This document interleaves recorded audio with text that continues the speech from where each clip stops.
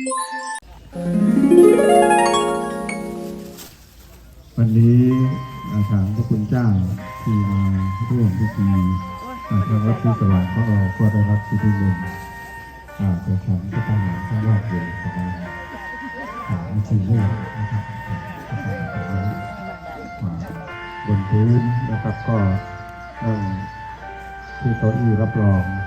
ที่เราจัดไว้ได้นะครับที่โต๊ะอี้มานั่งนะครับก็คงไม่เป็นไรก็จะแจ้งเกิดขาตามอะไรของสวทำเพราะว่าอย่างเพราะว่าอาจารย์จะอยู่ได้ย้อนงานปริวาสกรรมอยู่ได้ย้อนงานปฏิบัติธรรมถ้าอยู่ได้ย้อนงานปริวาสกรรมพาไปเข่าปริวาสกรรมกันลดลงด้วยกันหรือผู้บาลีเพิ่นได้เข้ามาประพฤติปฏิบัติในธรรมจารณีก็ดีหรือว่าเขาอยู่ปริวาสกรรมก็ดีที่เรียกว่าสถานที่มู่ได้มาสร้างหน้าทำบุญสะสมบุญกุศลในการบริจาคทานเมื่อนี้ก็มีบ้านหลายบ้านแล้วก็มีหลายสถานที่ที่เป็นในการทำการจัดการจัดงานบ่ว่าจะเป็นบุญปฏิบัติธรรมก็ดีหรือว่าบุญปฏิบัติกรรมก็ดีที่มันได้จัดต้องกันสำหรับเมื่อนี้แล้วทางวัดศรีสว่างบรรไว้ได้จัดการจัดงาน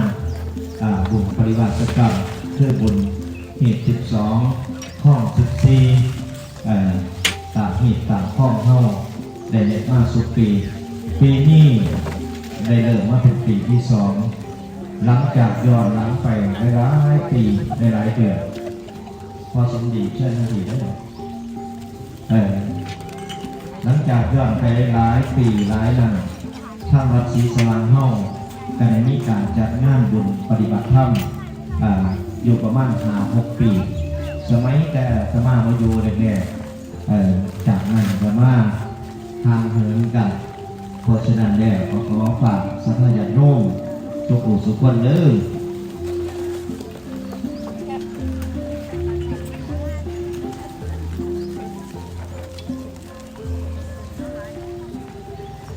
กับเสียงดนตรีบรรเลงครับที่จันดูวัดเนาะครับพี่น้องที่มาร่วมทำบุญได้เลยกำลังใส่บาตรนะครับกำลังใส่บาตรผสมมือใหญ่เป็นคณะหน้าครับก็มีโอกาสไปร่วมทำบุญร่วมกับผสมหลายๆลูกในแต่ละบุญนะครับจะเป็นบุญเป็นกุศลที่ได้บุญบุญนะครับในด้านบุญปฏิบัติกรรมจากบุญ12ข้อง14นะครับมีข้องเที่ยงสิ่งเท่ากับได้ทำมากเป็นแต่โบราณมาเข้าสู่เดินทางไปพระบัดระบัดบริเวณมาพอพระประสงค์หลายมูใหญ่ที่จะมีดีเลยครับกับการรับมาเป็นบุญเป็นกุศลอีกอย่างหนึ่งที่ได้เข้าเดินมาร่วมทำบุญร่วมกันนะครับทางท่านอาจารย์พิษณุวัดป่าดงน้องต่างเป็นเลยเทศนาให้ทำบุญแล้วจะเกิดบุญรับ